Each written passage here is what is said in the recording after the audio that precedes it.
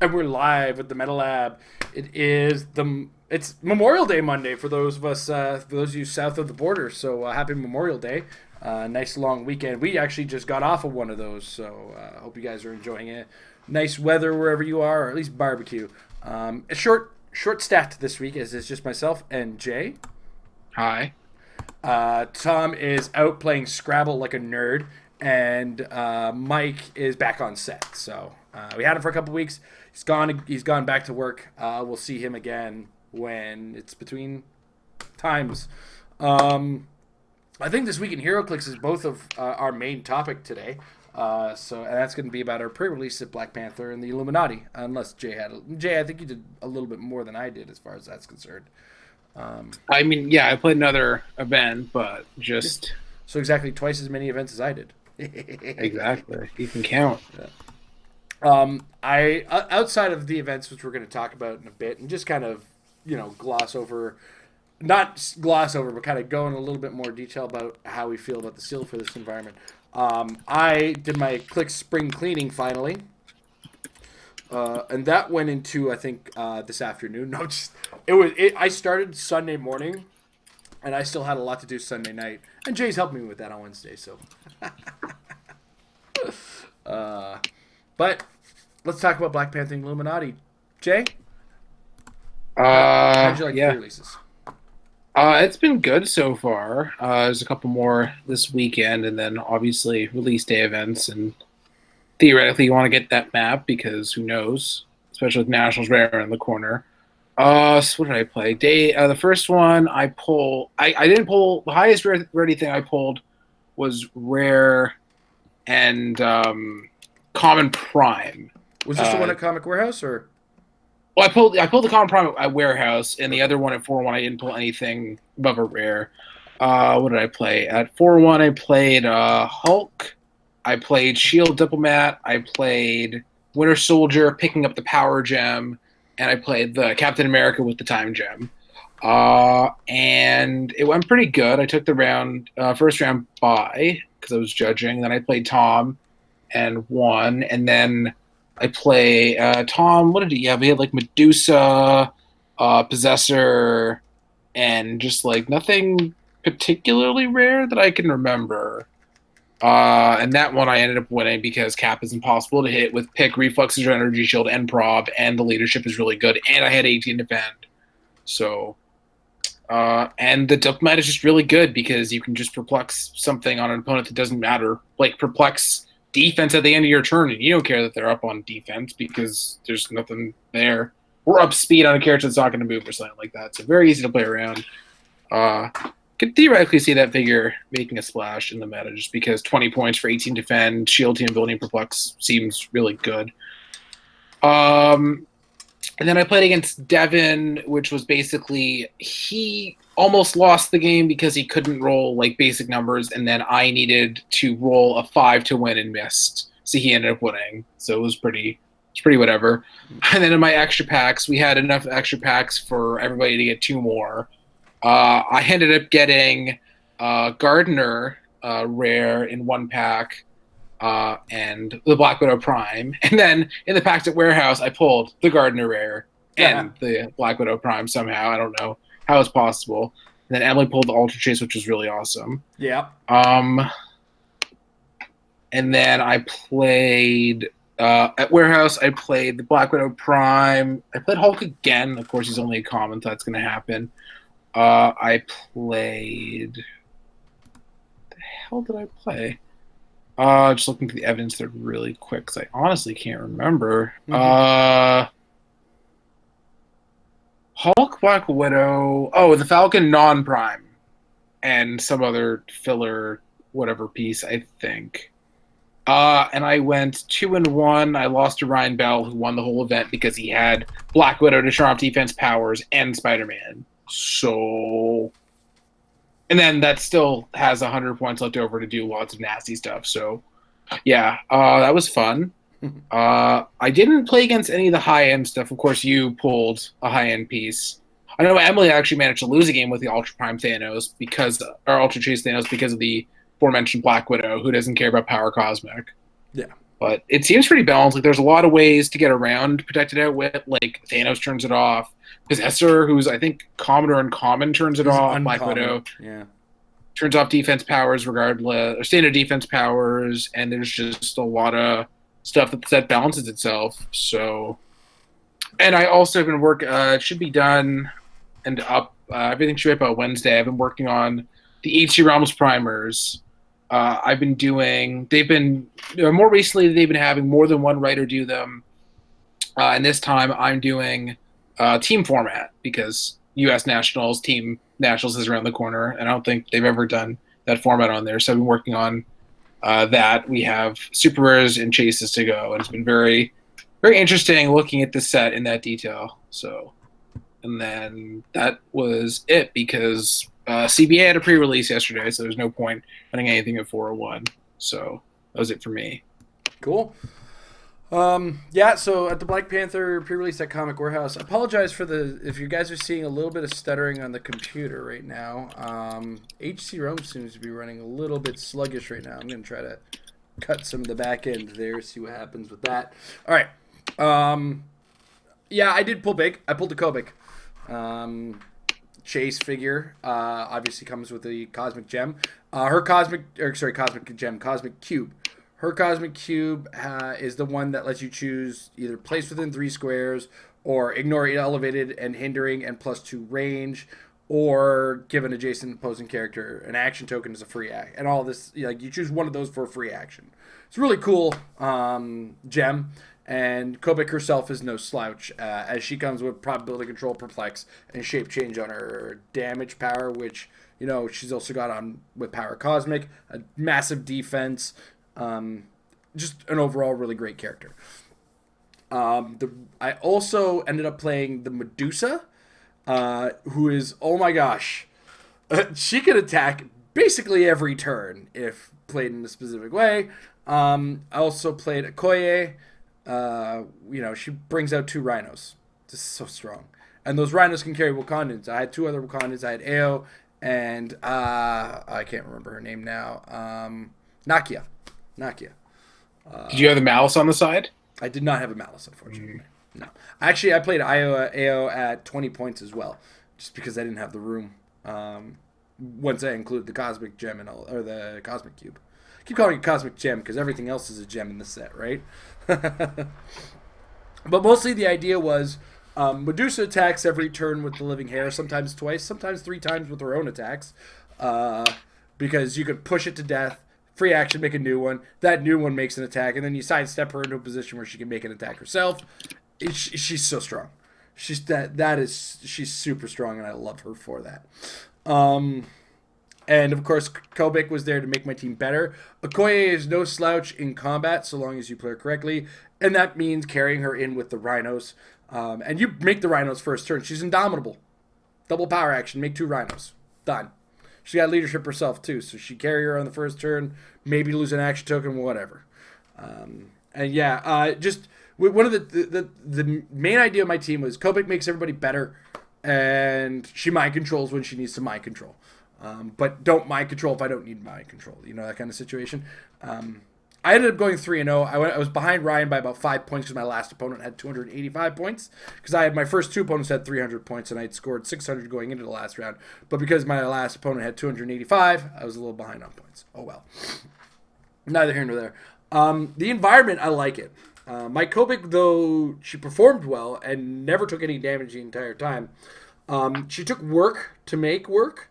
And as a result, I kind of felt I never felt like I was overwhelming, and I did have to think my way through the rest of my guys. But at the same time, Medusa's a really strong uncommon. Like, do not overlook her for sure.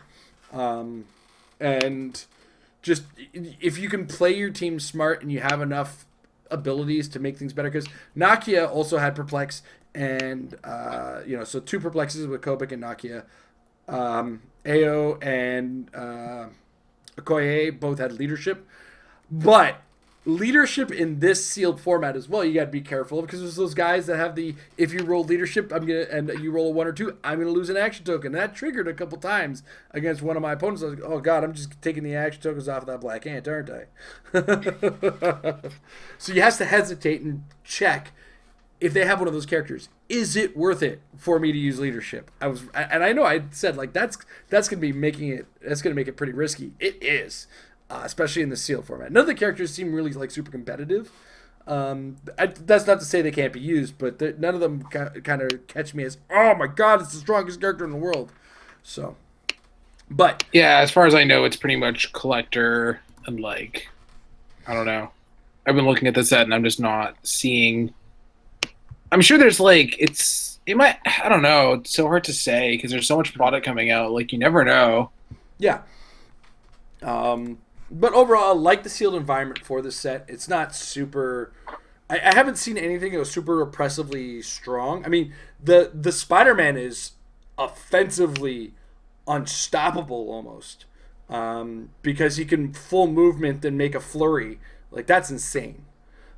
And he has like the best defenses ever. Like on a clearing turn, you're looking at a stealth, 18 reflexes, double rollouts, and invulnerability. Like I don't see how you can reliably, like it's almost not worth attacking because he's gonna either roll it or you're gonna miss. Like it's just so ridiculous unless you're somehow dual targeting or something. Or somehow you got the jump on him with a possessor. Yeah, that too. Not making the possessor a possessor was a bit of a missed opportunity, if you ask me. I actually don't think he does that in the comics, so I'm just trolling now. I played only against one of the AIM guys, so I haven't really seen them shine in sealed yet. But yeah, I haven't played with or against any of those either, I don't think. In a lot of cases, I think it's a matter of was it worth it for the player or were there better options? Because sealed, you're always kind of playing this game. Like the one I played against was the support one. Is that the white one, I think? Sorry, what was that? The support... That's the uncommon one that gets a Whip Perplex. The common one is the red one with Enhanced and Overpower. Okay, so... But is it white? I'm just trying to remember what color it was. Yeah, it's white in common, and then red, then blue. Okay. Yeah, so, I mean, ultimately, it was... They didn't seem to be on the board, so I'm not going to say that... There's a lot of little support in the set, and there's a lot of low-point characters that you can really just add to the team that... do actually function as good additions. Yellow Jacket, I didn't even know was in the set.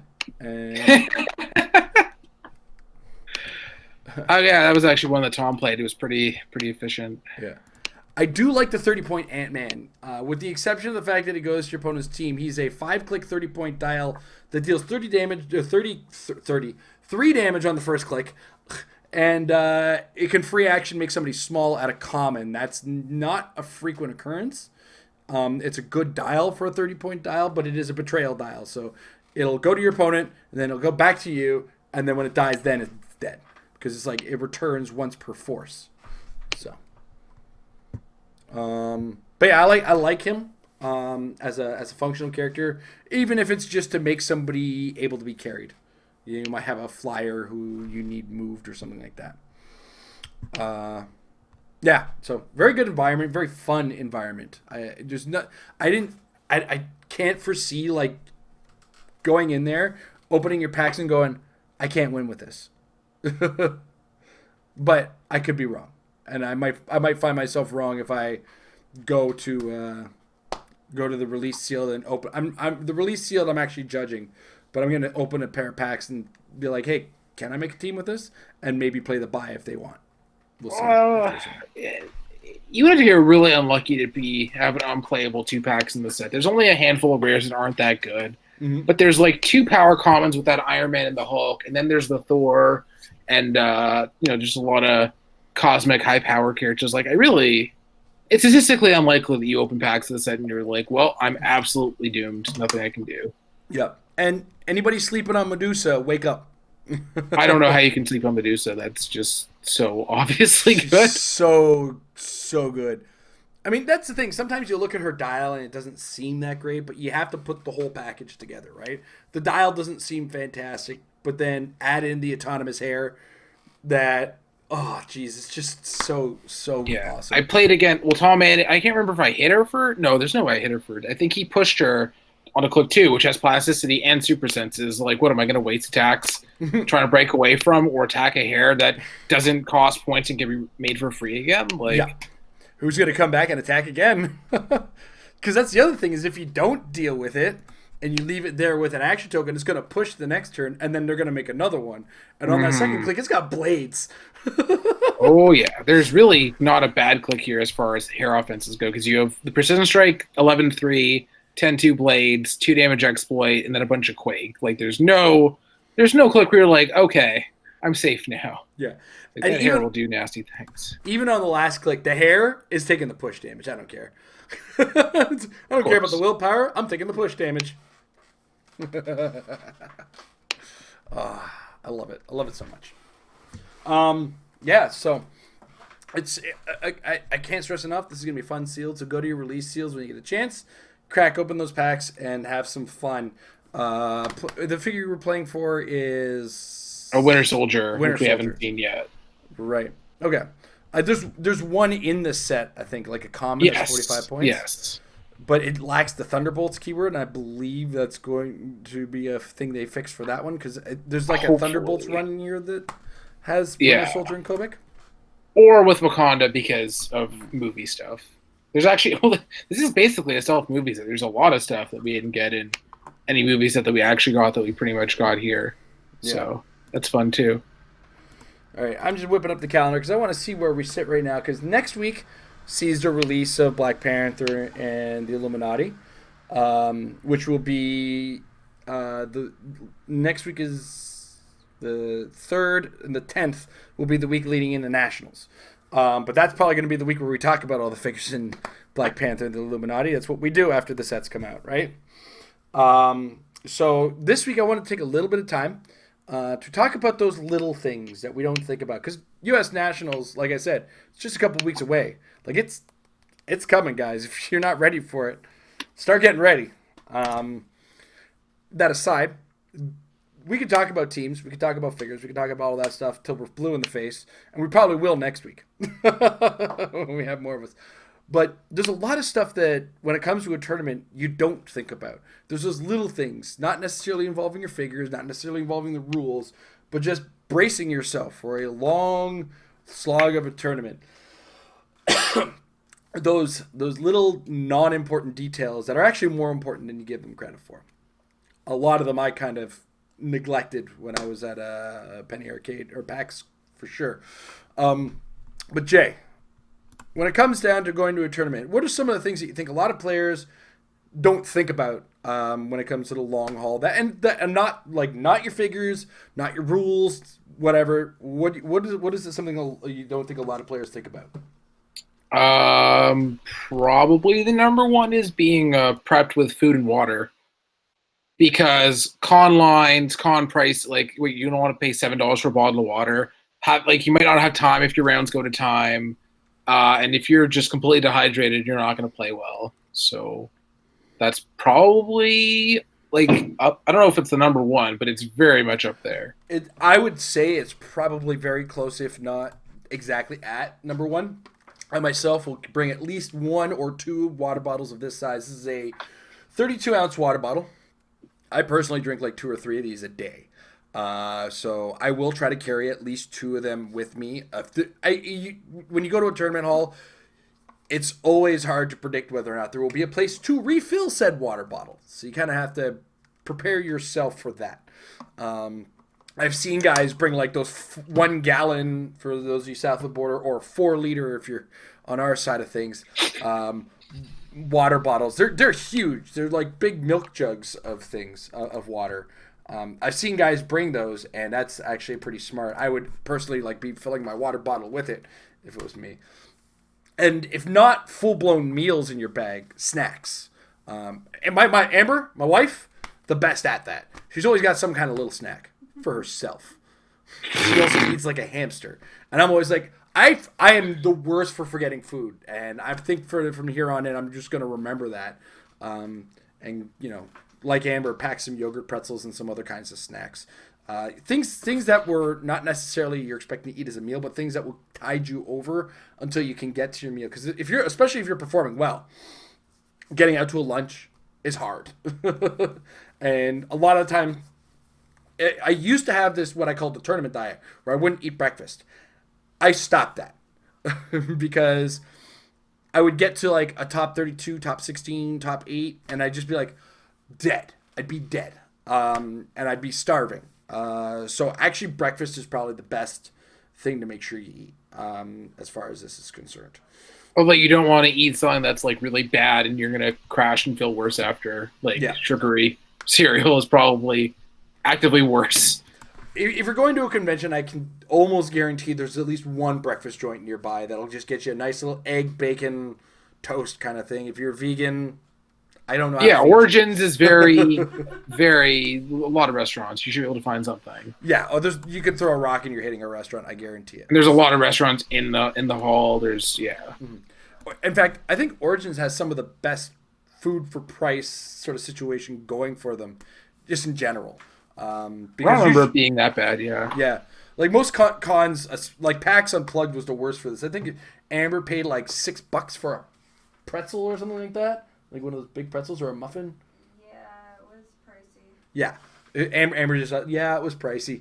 I don't know if you guys heard that. So, but yeah, it's some cons can get super exploitative. Origins isn't so bad, but at the same time, brace yourself. You don't want to pay, for this extra amount of whatever's. Just bring yourself a nice little bag of snacks. Preserve foods kinds of situation. If you're looking to eat healthy, freeze dried fruit is always a good option. Just water and snacks. HeroClix players are the worst for that. This one I'm going to add for your sake and for everybody else's sake. Antiperspirant.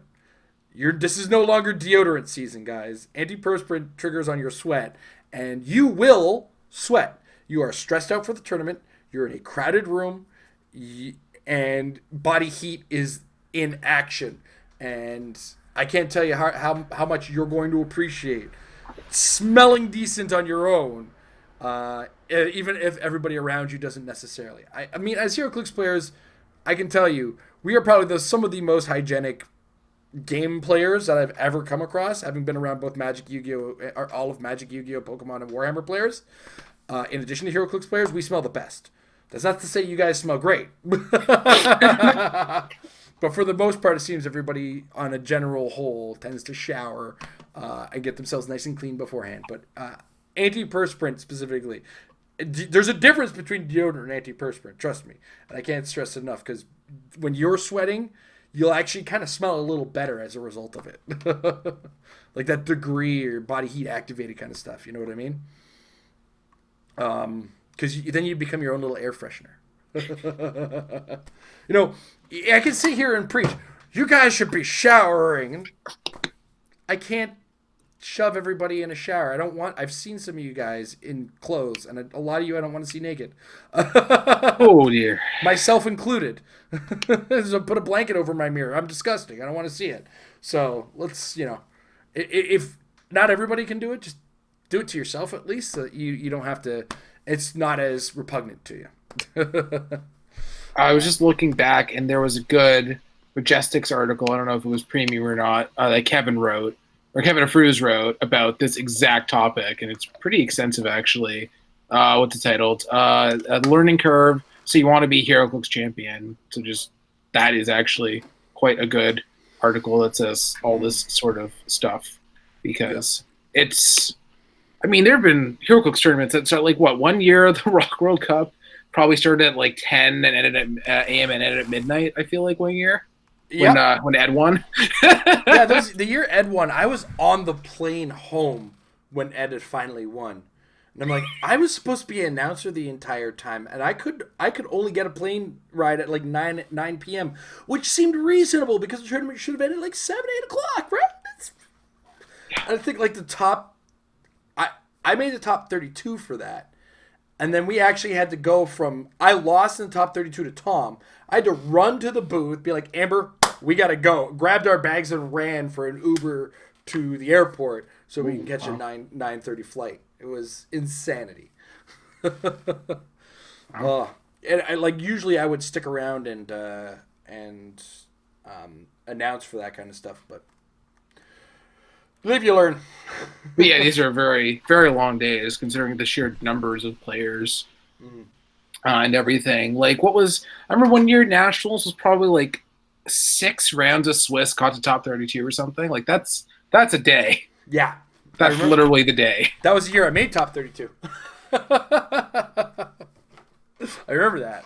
And that was a lot. Like, I ended up going it was 5 rounds of Swiss on that one because I went 3-2 and made it to the top 32. But either it was way, still a lot. That's five hours of hero clicks, like roughly. And then there's the between round stuff. It's right. That's a lot of work. So brace yourself for a long day is kind of what we're getting at there. What else is there that? And this one kind of, even aside from the tournament, your hotel room, make sure it's comfortable and close. Or as close as possible. As affordably possible. The closer you get to these conventions, the more expensive the hotels are going to be. Yeah, so, there is that hotel that's like next to the convention center, but it's quite expensive. So yeah, it's usually quite expensive and also usually sold out by the time the tournament or by the time the convention is announced even sometimes. So. Like some people have the inside track and know, all right, it's going to be mid-June. I'm booking my hotel for mid-June, guys. Right? So, but of course, as close as affordably possible is always the case.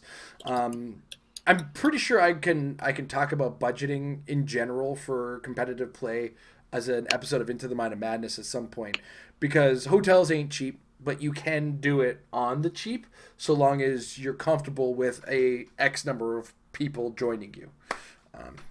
But just don't overcrowd your room.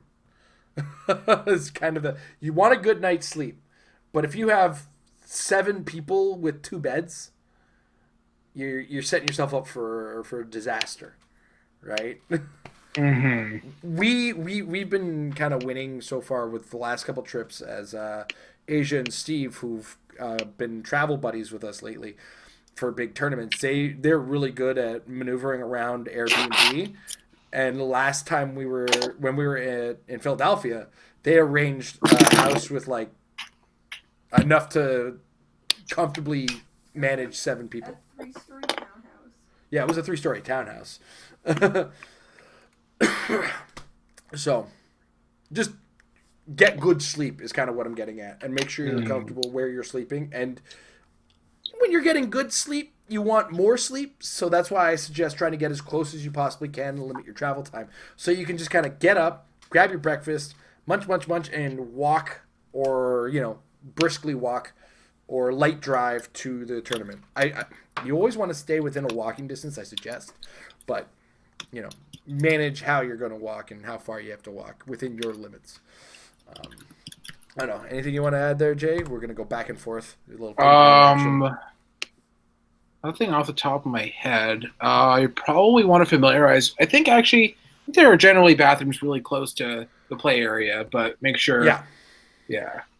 Make sure that. So when you get there, identify where your bathrooms are. Yeah, it was the situation at PAX was crazy. There were actually a lot of them. There was even a unisex one. They were humongous. But Origins, not as much, unfortunately. Yeah, but they are very close to the play area, so you don't. So even if you got to have a light lineup, you're there. And in PAX, they were like opposite corners. So if you go to one and there's a lineup, you could go to the other side of the hall, and that one was there. Just make sure you're doing it between rounds, so you don't have to do it during a round. Well, that's the thing. Like you should have time, because there'll be some games that go to time, and then there's other games done in 5 minutes. Yeah. Or other games you sit down and you're gonna lose. Yeah.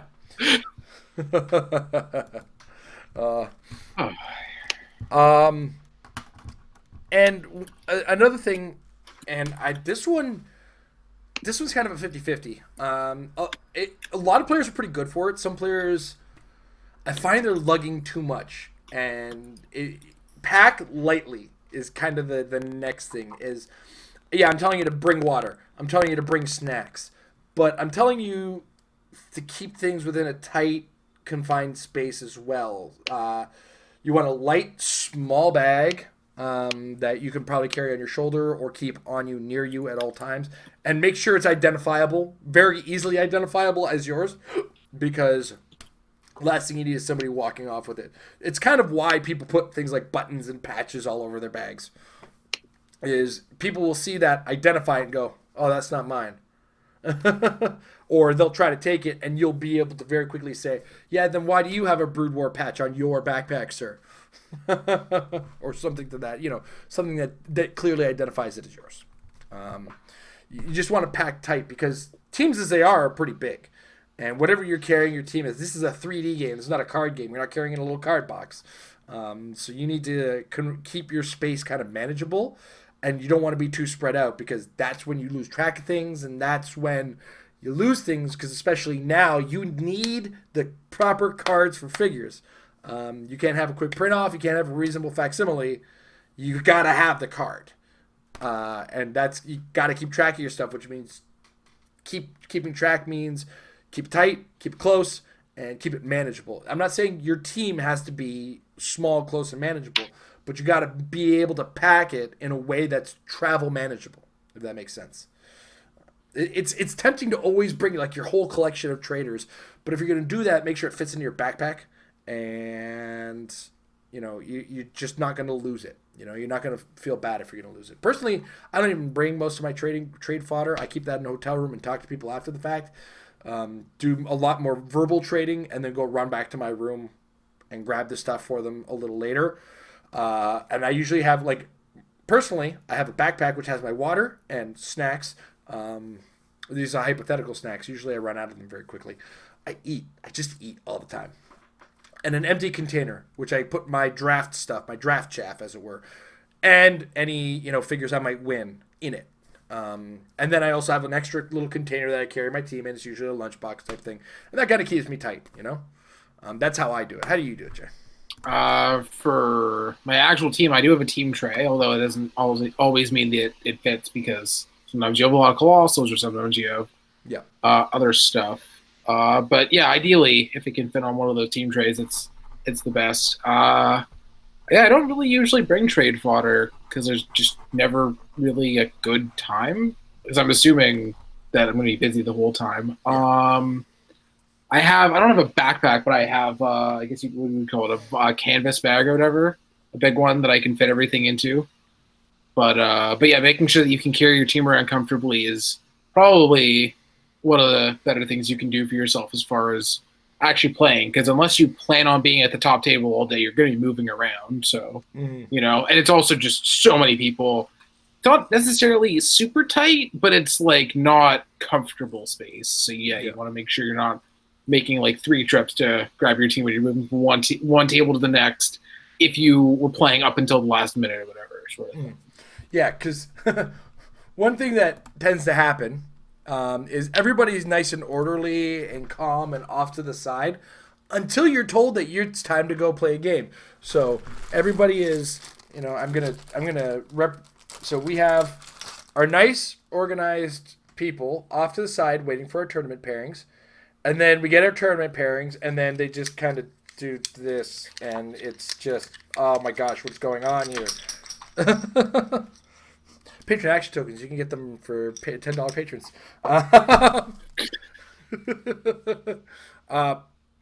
Yeah, so you want to be able to carry your team in that big rabble of people that are just all over the place.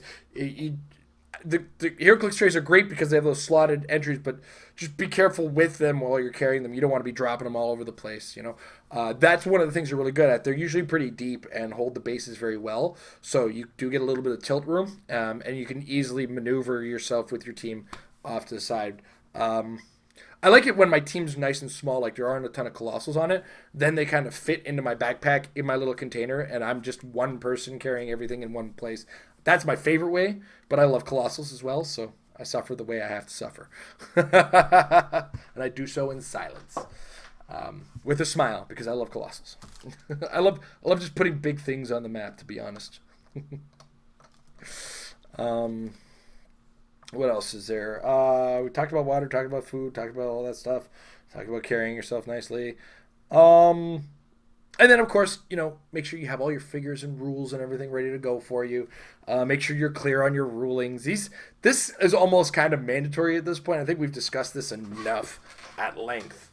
So I don't if there's anything you want to add on top of that, Jay, because you're usually on the judging side of things. And Print out your errata, because not having your errata is bad, especially because stuff happens. Like, I knew somebody that played a game with somebody else where the figure had an errata that was like basically completely changed how the power worked, and they didn't have the errata, and they were playing it as it was originally, and that was like night and day how different that power was. I know I was talking to them after, and they were like, "Oh yeah, the power did this." I'm like, "Oh god, that is not even close." But yeah, like Pimp Pocket Tank is decently common enough that has some pretty major errata. Trying to think just what else. Unimind is slightly that's a different big than it was one. before. Going to U.S. Nationals specifically, Goblin King. Yeah, that's a big one. There's just been so few watch lists. It's hard to remember. Oh, yeah. Well, they haven't really, which good and bad. I mean, I think once retirement hits, the only things that have seen errata would be like, I think just Unimind. There's gonna be some light erratas to specific wordings. Yeah. Like an example, who was that common guy from? That wasn't the animated series, was it? But Rebirth. Oh, you're talking about Duke Thomas? Yeah, a guy like Duke Thomas has minor erratas. So yeah, there's misprint stuff or whatever. Yeah.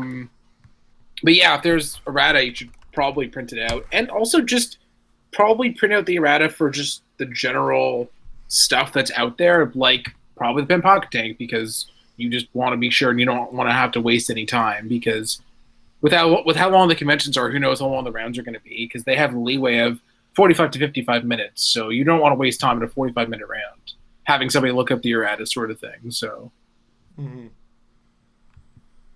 And yeah, so if you're looking for that stuff, win.wizkids.com/bb brings you to the rules forum directly. So, and just kind of keep an eye open. There's an errata section under HeroClix for you. Keep an eye on that. Be aware of any of your figure rulings. Make sure you read your win questions, because if you have any sort of a doubt or anybody's ever asked a question, it's always good to double check on the win, just in case you might be wrong in your interpretation or your local judge might be incorrect in their interpretation. Just kind of take a quick peek. Usually it's most of the time reading the card kind of explains the card. Most of the time, I said. Just so. I have to specify most of the kind of time, because there's some games where that's true, and HeroClix is 99% that. And then there's a 1%. It's like, come on, guys. Come on!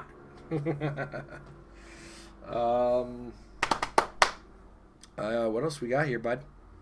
So that kind of covers the side stuff, So Nationals is always a fun tournament, but it's less fun when you're uncomfortable.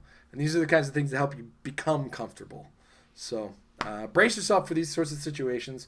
Come prepared for these sort of situations, and you'll have a great old time, and you'll have nothing to worry about. Also, have fun at the Battle Royales. They're awesome. yeah, because what they throw in a boxed winnable. They throw in, I think, at least one Mandarin Ring, if not more. So, like, even if there are 4 rares pulled in the pool, there's still going to be a con and an object of some sort, let alone if there's actual good stuff in the pool. So yeah. And the sets now are being. It seems like the trend is now for, like, sometimes there's 2 chases in a case. Like at 4-1, we had 1 chase with a case, 1 chase with 2. Yeah. Same as Rebirth, like, you never know. So there's gonna, yeah. One thing worth mentioning as well, specifically for Origins, and I don't think enough people talk about this, is there's this currency system that they use at Origins. What are they called? Are they called gold coins, or are they called chips, or? They're like called generic tokens or something? Generic tokens, that's what they are. Each token is $2, and it represents $2. And they're used in the game space to kind of keep money off of the floor. And so when you go to pay for a battle royale, you're actually going to be paying with the generic tokens. I think it's $12 US for battle royales. Yeah, it's $2 right per token. So it's going to be 6 tokens to enter a battle royale. But, one of those things when you have a little bit of downtime, you're planning to go to some battle royales, go get yourself some tokens, or go get yourself some tokens early, just so that it's not something you have to deal with a lot. Especially if you're already qualified and you're spending a whole day battle royaling or whatever. And is that qualification list up yet? it is. I don't think it's linked anywhere official, but I have seen it. I can't remember how you can find it, except for literally just having the link. But it is a thing you can do. Okay, because if you have won a what's it called, a WKO between Worlds and this Nationals, you are what's called pre-qualified for Nationals. So you will be ready to just go if you've won this WKO, or you are second place in a WKO when somebody above you has won. That makes sense. So, like, let's say me and Jay were top 2 at a Battle Royale, but Jay had, or not a Battle Royale, at a WKO, but Jay had won last week's WKO. So if Jay wins the game, I'm second place, but I still get the seat that would normally go to him because he's already won one in this country. Yep, that's literally how you got a qualification. Yes. Or no, you won one. No, the one I'm thinking of, you and Devin had already won. Yeah, me and Devin have both already won, and it went to the third place guy. Yeah. Yeah. Actually, now that I think about it, Devin was on a bit of a... No. Yeah. Devin won...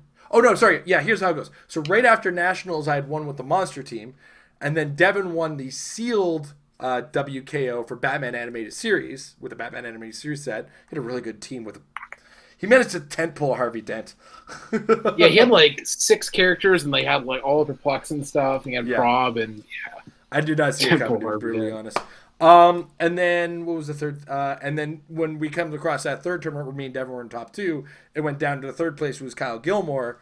And me and Devin already had our qualification. So we were literally just playing for Thane that day. Mm-hmm. No, sorry. Rogue. It was Rogue that day. Yeah. I sent you the Nationals link. Oh, beautiful. Okay, I'm going to pull that up right now. Let's see if I can... we'll backtrack it someday. This is actually on WizKids' website, eh? WizKids 2019 qualified. All right, cool. So I'm going to actually pull that up so you can see what it looks like. Yep, I found your thing. Canadian 2017-2018, Jay the Gamer. Good for you're the only Jason, apparently. Not including Jason Keem, who spells differently. Yeah, well, I was going to say he spells his wrong. So there we go. All right, so here we are. This is what the page looks like. Road to Nationals info. This is on. It looks like it's on the WizKids website itself. You just got to dig around. I'm not sure about the exact link to get to it. So what I am going to do is, if you're watching live, this link is now in the chat. And then, when I get a chance after the fact, I'm going to add this to the description below, so you can get a look at where you stand if you're looking for a qualifier, or to find out if you qualified. And we'll show multiple. Let's go with 100 at a time. I don't want to filter by name. Just here it all is. So take a look, see where you might sit, and your seat will be there or not. I'm using this for Canadian Nationals, so one day of Battle Royales again. I love that. There's something about being qualified and just sitting down, chilling out, and Battle Royaling while other people are playing, and sharing their stories. It feels good. I don't know, and it might be like a little bit of a semi-bragging thing, or it's like a ha I did awesome kind of situation, but at the same time you just kind of like feels good, bro. Well, yeah, not having to worry about anything, and like theoretically going all that way and not making it would be pretty terrible. So being secure is good. You can have fun, supposedly. Well, I mean, and it also depends on the type of crowd you have for Battle Royales. There's a question in the chat. We're going to address it later. But Battle Royales can either be fun or intense, depending on the situation. Qualified. I'm actually adding it to the description right now. There it is. Done. All right. It's in the description if you're watching in the archive. All right. That aside. It's 10:15. We're flying through this with not much to go on. Jay, is there anything else you wanted to spend a little bit of time talking about today? Nothing really comes to mind. It's gonna be one of those 1 hour episodes, I guess. It could very well be. We'll see how we do with the questions. There's a few that have kind of popped up. One of them showed up on the link to the episode, and one in Discord. there's oh hey, look at that! Take a peek at the Discord for everybody, or at least what my Discord front page looks like.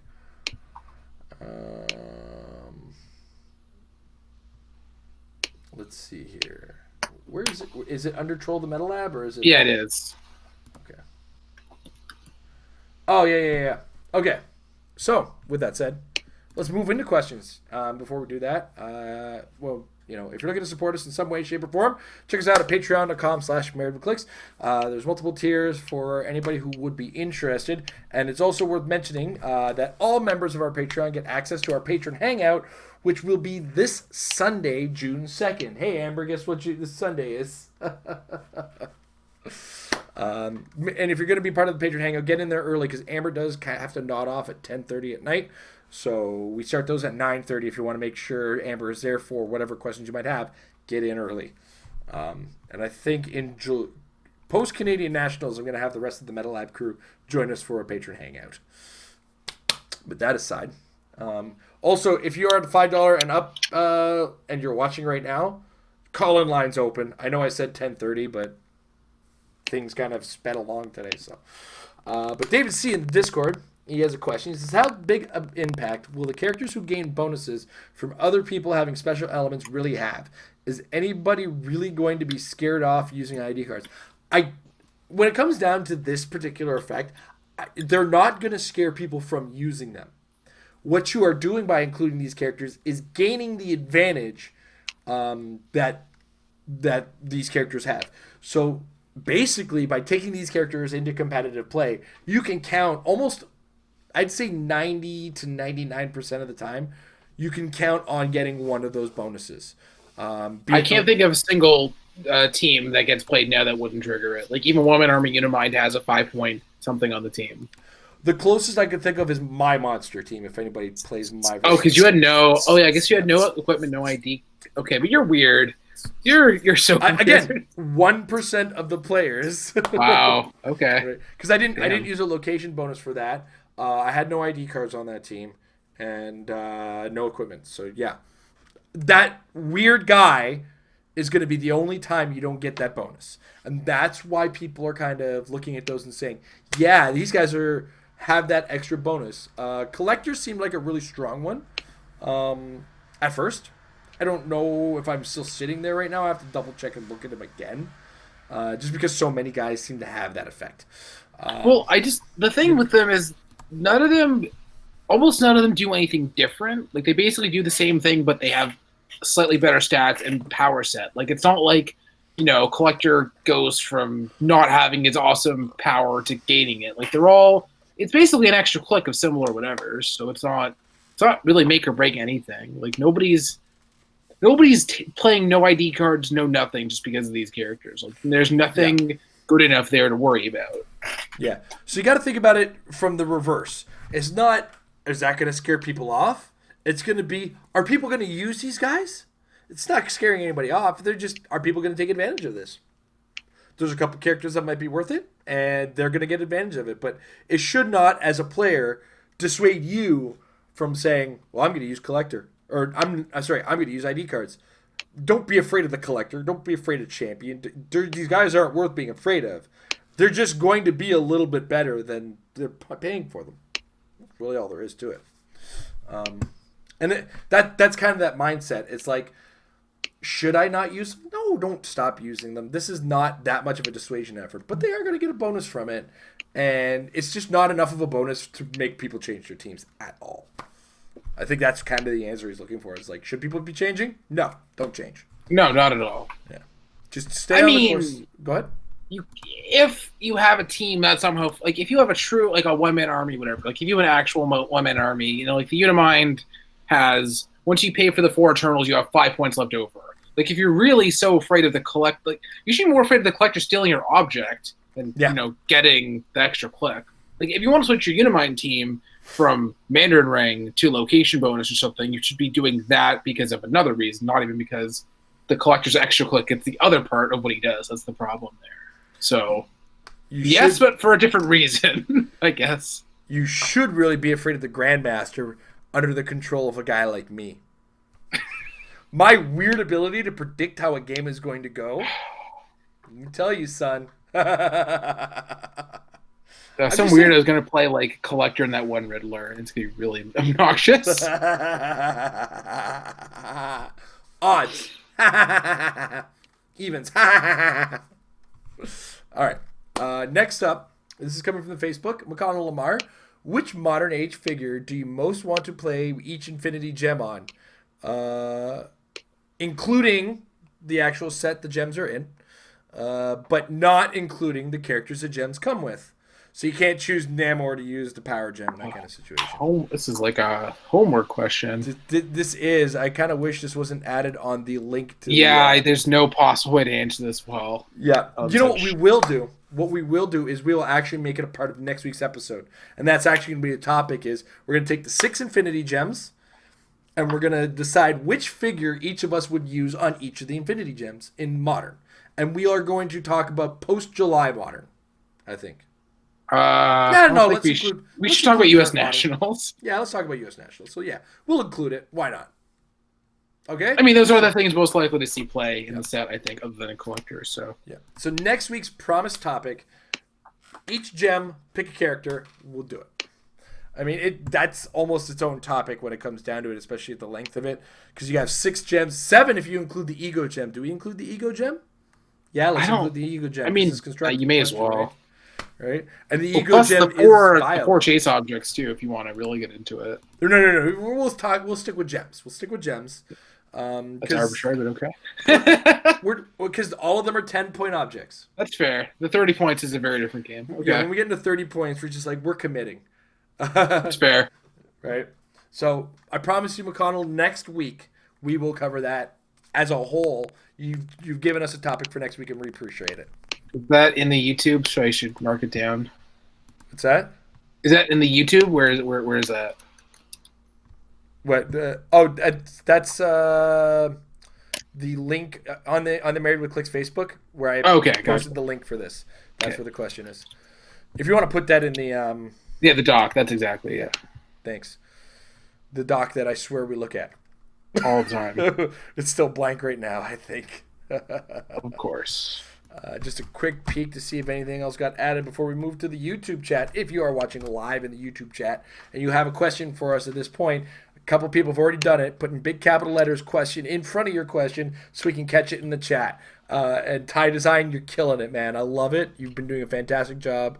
And I promise you we will address all of your questions.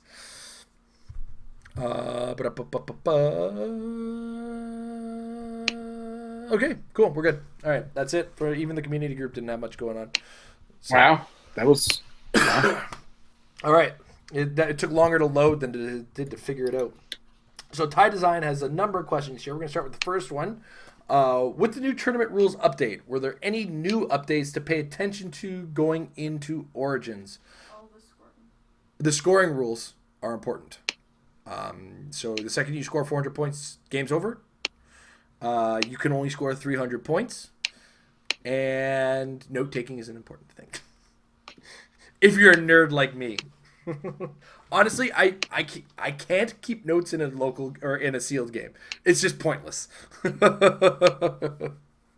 But in the grander scale of the game, when things get complicated, note taking is going to be important. I don't know. What do you think, Jay?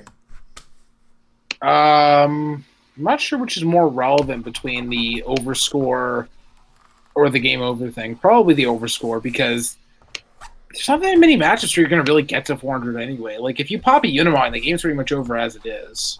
So, yeah, the ability to not worry about feeding your opponent extra points is theoretically notable. So, let's go with that one. And before we move on that one, what was it?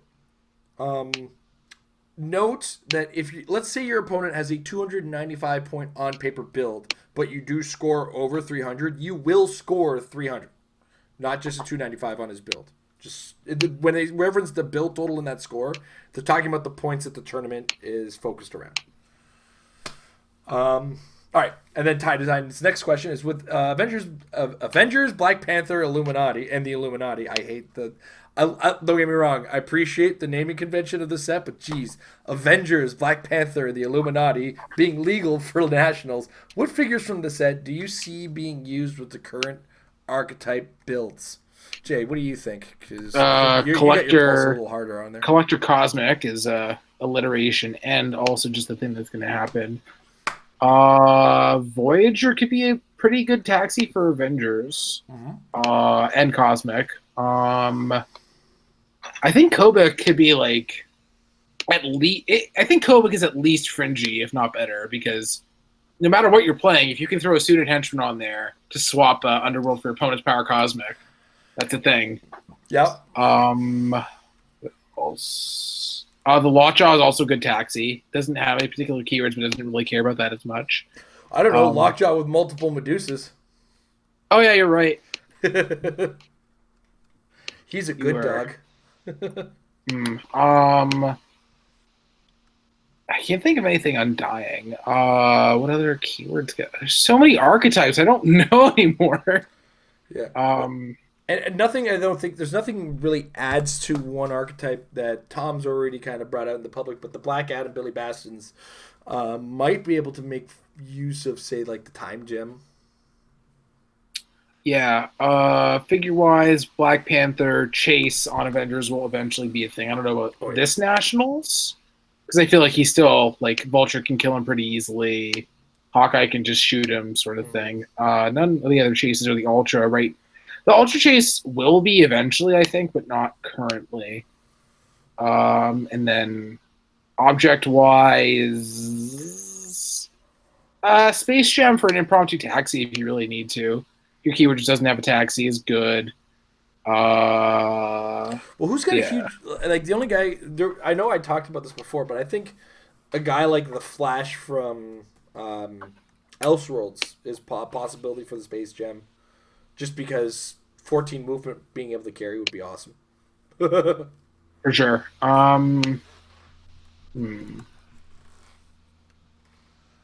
just feel like all those high-speed characters are already taxis, so like it doesn't... Yeah, a lot of them already are. It kind of comes with the product.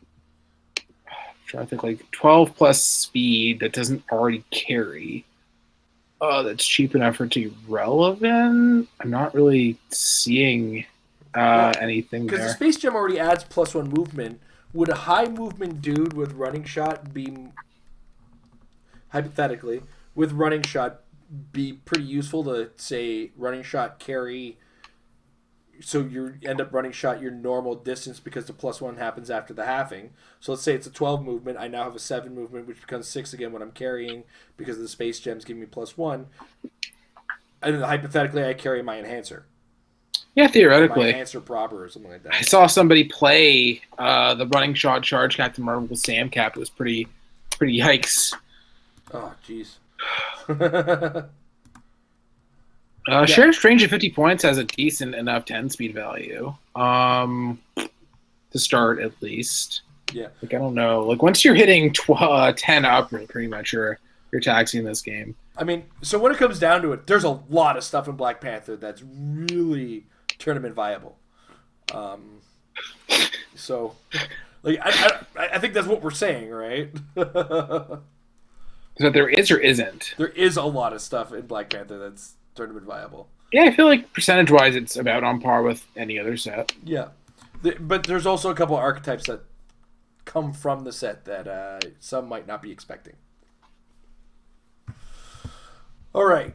Yeah, I feel like overall it has more impact post-rotation, but it definitely will. And I'm sure there are definitely going to be, like, there's going to be object use, there's going to be, collector, there's going to be enough that you should be looking at, seeing how much you want of the set already, because... Yeah. All right. So next question: of the purchasable con exclusives, Are there any that you see impacting the meta? I know we were all over Dupe. We were drooling on Dupe for sure. Oh man, Dupe and his tiger bike. Yeah. The only problem I have with Dupe is not with Dupe, but the fact that just the Exon archetype is not a thing in a world of Vulture unless you can tell Alpha Strike and kill him, which isn't impossible, but I'd be pretty afraid of that flying boy. I'm just looking up the Nationals list because I can't remember all the purchasables. That came with the rotation article, or the. I'm talking about just the list of what's available. Oh, I because the figures themselves were somewhere. I just don't remember where. Yeah, that's supposed for sale. Lobo, no. Ghost Rider, no. Magneto as a call-in, absolutely. Oh yeah, Magneto as a call-in with a high point character for sure. I mean, yeah, we're already seeing One Man Army, Unimind. Just use that last 5 points for the bounty or whatever, because you don't start off with Running Shot Pulse Wave on Unimind style at either line. Mm-hmm. Yeah.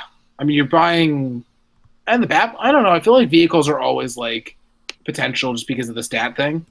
So I don't know. Which the Batmobile. Yeah. Oh, yeah. Totally forgot the Batmobile was one of them. Yeah. Go Batman animated series.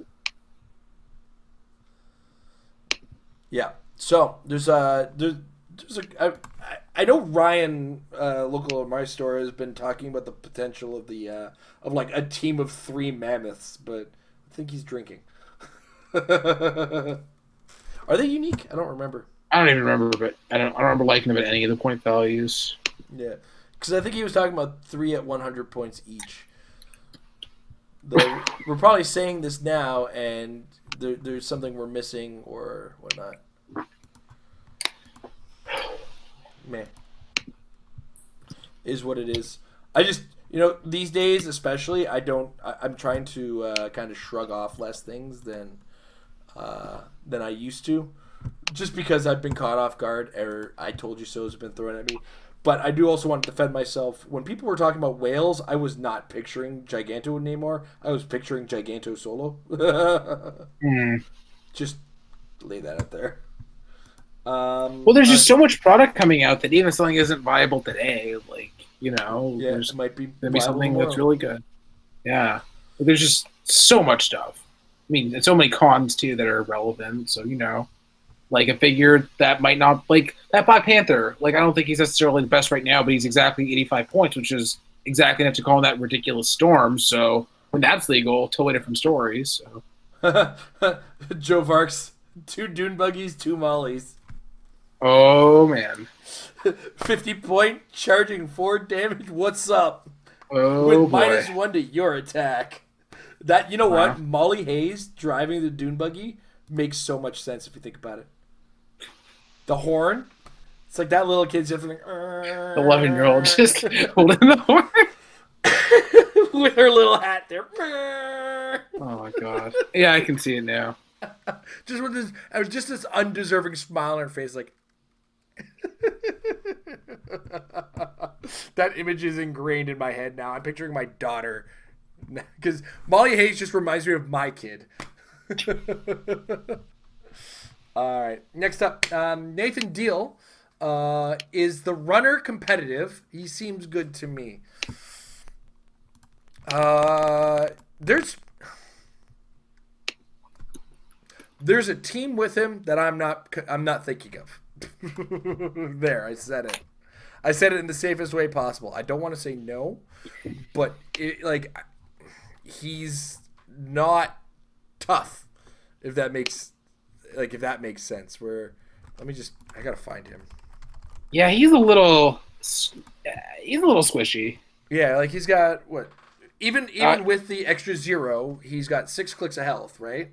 Yeah. With the 0 click, which you're generally gonna have. And I don't know how likely it's going to be that he's going to get those speed bonuses, because, I don't know, if Lila Cheney's on the map, that's a 14. Well, I mean, if you start him with the space gem. Well, it's based on his printed values, I thought. Is it? Yeah, if his printed value is the highest on the map. Well, okay. Lila Cheney is a thing, but is she a thing? I'm just thinking out loud, pretty much. Yeah. Because while she does have a high movement, I don't think she's... I think Lockjaw would be more of a threat to his movement in that case, because it does say if his is the highest, if he shares it, because Lockjaw is a 13 on his first click, if I remember correctly, right? I can look at Lockjaw right now because I have the evidence. My Lockjaw is up in my bedroom, which is upstairs. 12. So. It's a 12. Okay, so yeah, and he wants to be at least 3 higher. I feel like 12. Like he starts with a 14 there. I think 12 is reasonable that you can expect to see it. Yeah, in so the you wouldn't environment. really expect that to happen. But yeah, I don't know. I feel like he's not bad. He's just like balanced, whereas you want undercosted for competitive. Yeah, I think that's what we've been saying for a while. Like we've been saying it for a couple of months now. Where it's like, yeah, he's too fair. Yeah, this isn't a negative play experience figure. It's just balanced.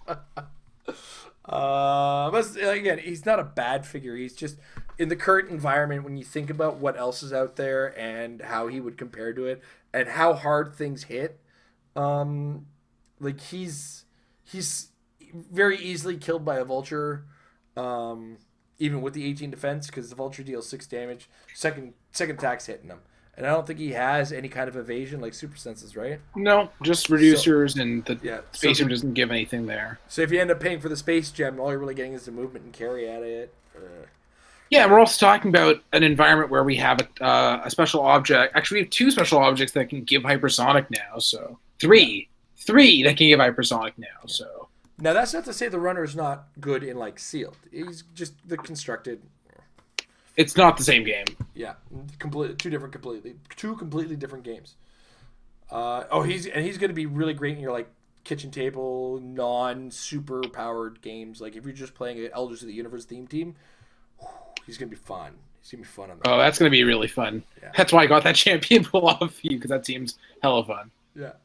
Time Design's next question: what tips do you have for battle royales? Do you want to win or do you want to have fun or what? That's the hard part. If you want to win, you got to be a bit of a dick and not fight for most of it and let everybody else fight and just pick up the scraps. That's what the people who win usually do. Also, if you first pick the big thing, like you get the 300-point dude, there's also one of these on your forehead. It's a big old target. So brace yourself. If you've got the big thing, you have 3 guys coming for you. You've got to play defensively accordingly.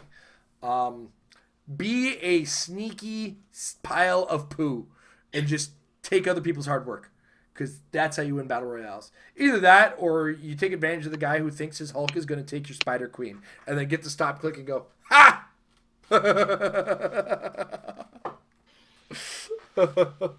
Also, pick carefully. Sometimes you might be enticed to take something that seems very strong. If you're looking to win, pick based on power level.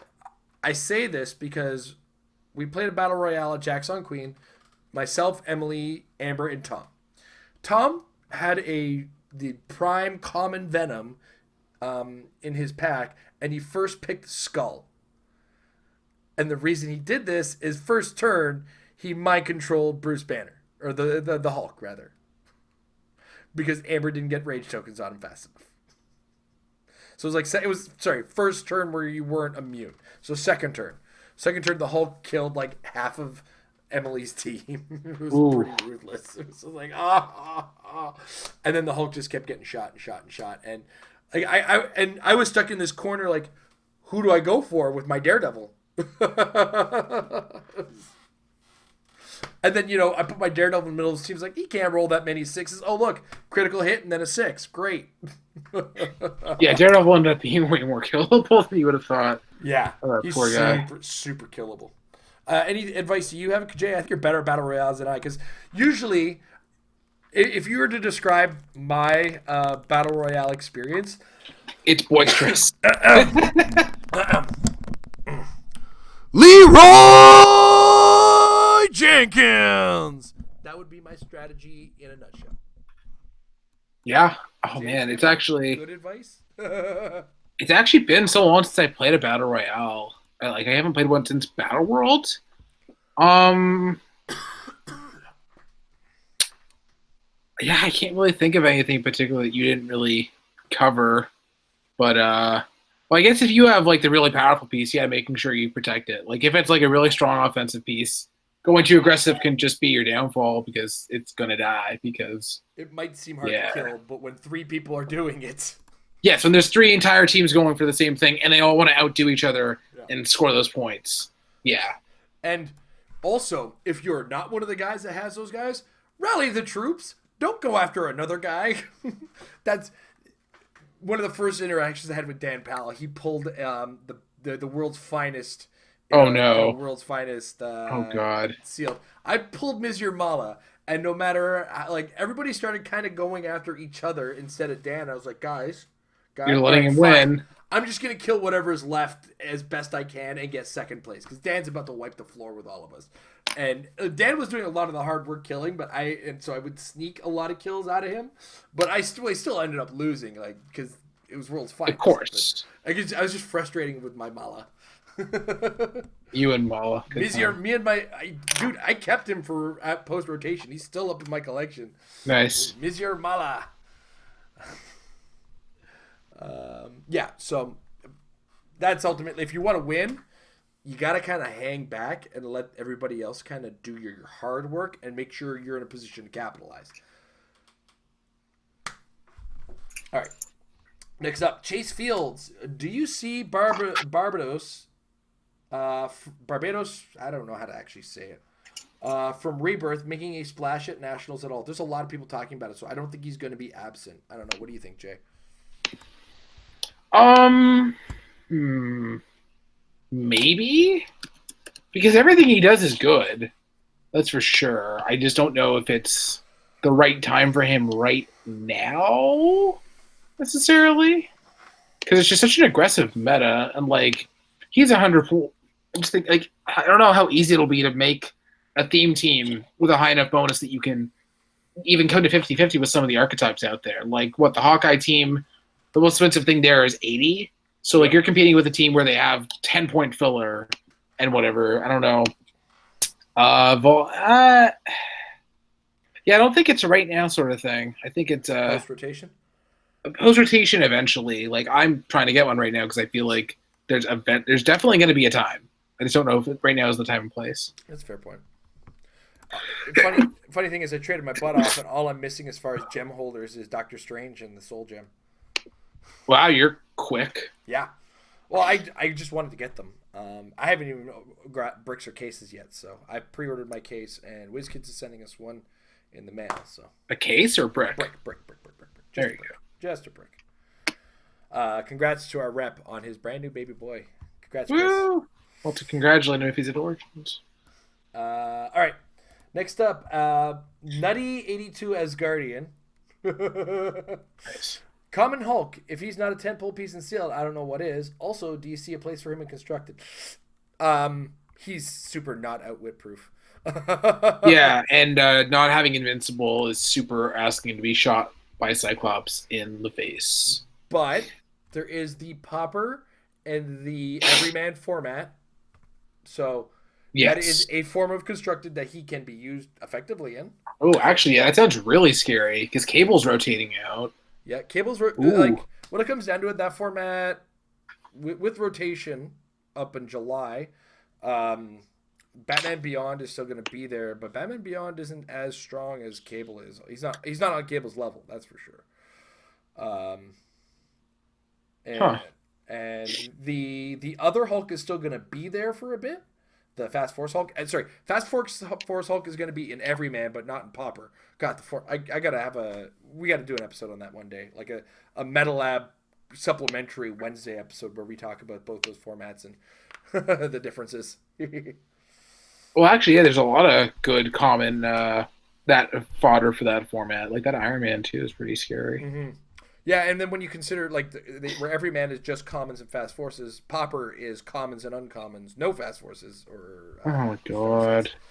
But you start to include the uncommons. There's a lot of really potent Medusa. In this exactly. I was gonna say Medusa alone. I mean, include Medusa with the Green Lantern from Elseworlds. You don't even care that you can't roll for that. You can still carry all your Medusas and attack with them.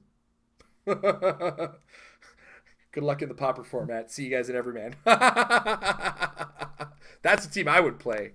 Oh, and that Thor. Holy hell, that Thor. Yeah, that Thor is brutal.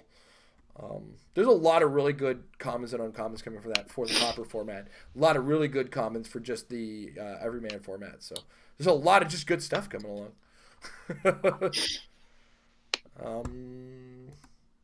So yeah, not for nationals level, worlds level constructed. That Hulk will he needs too much help, I think, and not enough.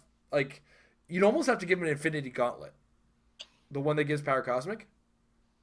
Right. But then somebody's collector could try to steal it. Yeah. It's here's your rock, and let me give you a hard case.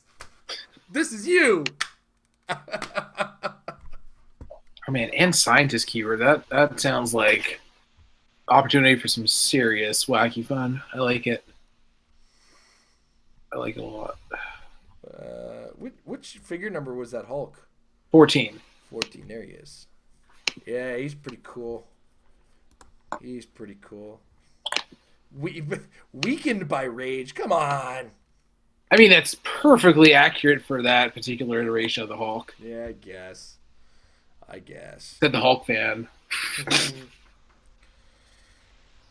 All right. That said, Jay, anything you want to add before we wrap this bad boy up? No, except for I guess plugging the primers again because Nationals is coming up and Sealed for this set's coming up, and you probably want to do well and win a new map because you play on maps I hear in this game. Do you? Is that what we do? What have I been I don't know. doing? I've been just playing on a Monopoly board.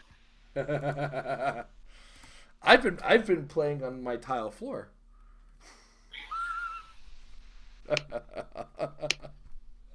Once again, I want to thank our patrons over at patreon.com/marriedwithclicks. Also want to thank our long-standing sponsors over at majesticccg.com. Check out the Apex Insiders tab for access. $3 a month. Brains that are great in this game. Leader-level brains in the games of HeroClix.